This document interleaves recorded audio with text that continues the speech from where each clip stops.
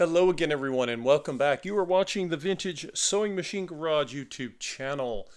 Today I wanted to show you something I'm going to be doing as part of my cleaning process.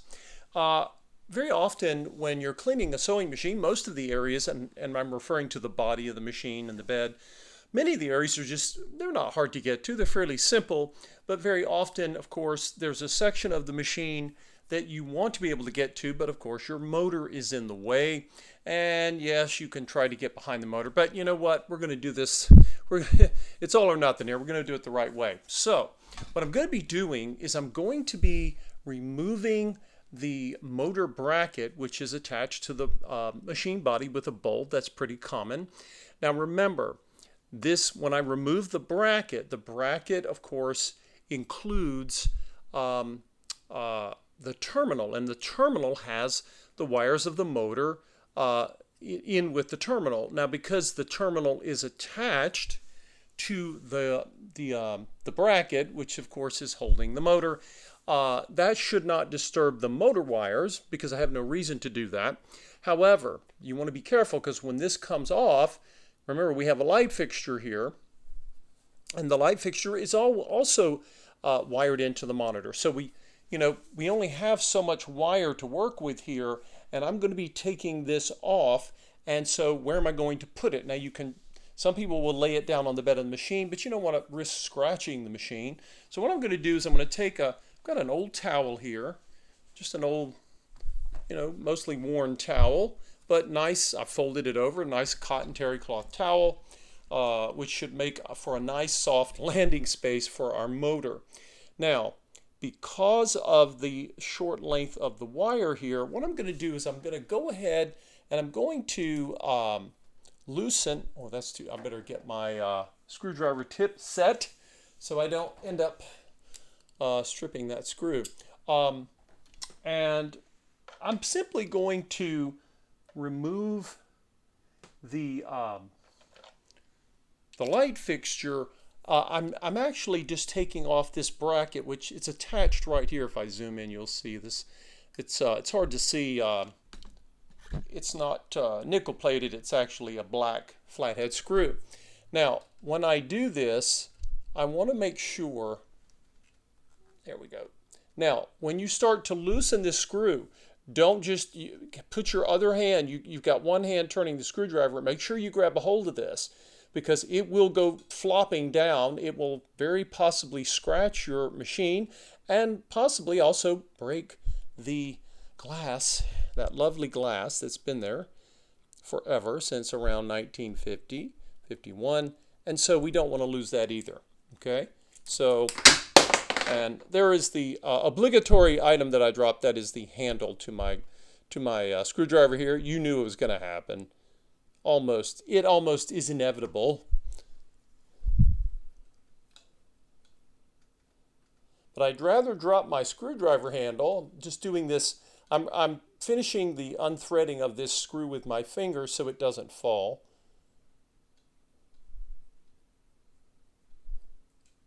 All right, now I have put our screw down there on the towel. So I have the light fixture. Okay, and I'm just going to sort of let it lay here, or I can kind of just maybe even do this. Change the angle here for you guys.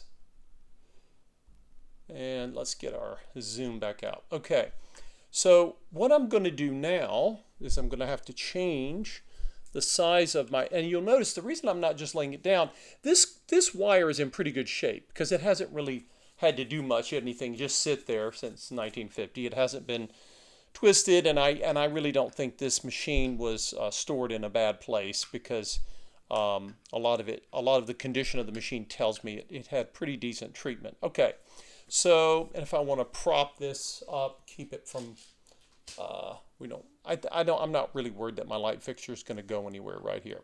So what am I doing? For my next trick, I need to get that big bolt off the side there out, because I will need my screwdriver handle off the floor. Okay, so now I want to loosen this, but remember, when I loosen this, I'm going to be taking the motor and the bracket, which are all one piece here, or the motor is attached to the bracket. Okay, well, that wasn't very hard. That wasn't very stiff. Sometimes these bolts will be on there pretty good, and you have to.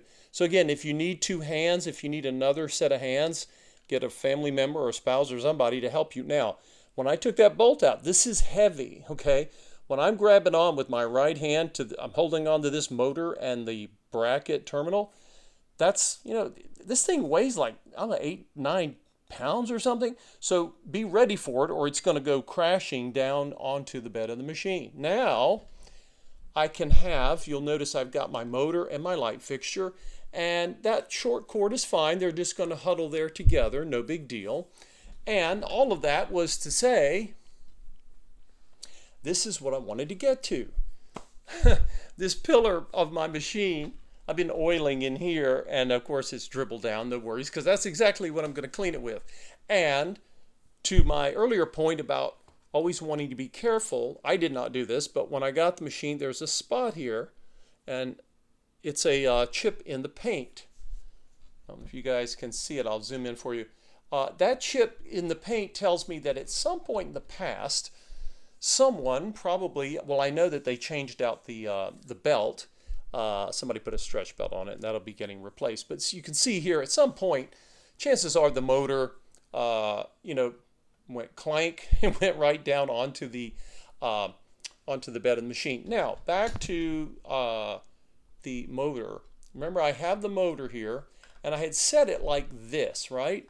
When I set it down, now granted, it's on a very soft padded towel, but I don't want to lay it like this. Why? Because I've got all my wires here, and they're in good condition, excellent condition. But why don't we just do this? Okay, so you want to be mindful about how you set things down, right?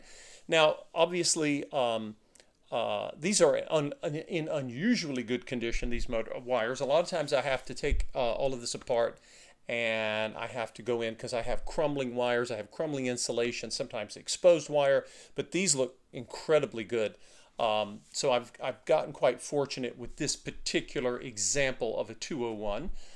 Not that it doesn't need work, it does. And this is the belt I was referring to. The stretch belt I turned off. As many of you know, I'm not a fan of stretch belts. Some of you may like them, I do not. I'll be replacing that with a properly sized lugged belt, unless I decide to go hunting for a black rubber belt. Anyway, I hope this was helpful for all of you. And if you are interested in cleaning your sewing machine, again, getting back here, whether it doesn't have to be a Singer 201 or even a Singer, any of the vintage brand machines, the vast majority of them are going to have motors mounted back here. And when you start taking things apart, if you want to get in there clean, now if you have a machine that comes later, like in the 60s where they have these big covers, you may have something to clean back there. But on a machine where you just got the motor hanging out there, like many of the vintage models that I work on, I want to get back here. I want to be able to go and clean it. Why not? We're in for a penny, in for a pound here, right? This is a full-on restoration, conservation of a sewing machine. And I really want to be able to get that done so that when the client comes, eventually someone comes and says, you know what, I'd like to get this machine from you, that I can actually, I can say, look, this thing, she's been cleaned and polished and lubricated and adjusted and checked and should be ready, hopefully, for another lifetime or more of sewing, because these machines were built truly, and I'm not exaggerating, they were built with a level of quality that make them heirlooms. You can hand them down. Many of them have already been handed down for generations and will continue to produce for sewers. They just need to be taken care of. And hopefully you are taking care of your machine. Please feel free to subscribe to the channel, and we have links on all of the videos. You can click on them to buy me a coffee. It takes you right to my own Buy Me a Coffee page, and you can donate to help my efforts in getting future sewing machines rescued and gone through and hopefully put into the hands of people who are fantastic at sewing, or maybe they're new at sewing, but they want something that's going to last. And I think we already know, given the age of these machines, that they were built to last generations. I don't know if that was their intention or not, but they sure built them that way.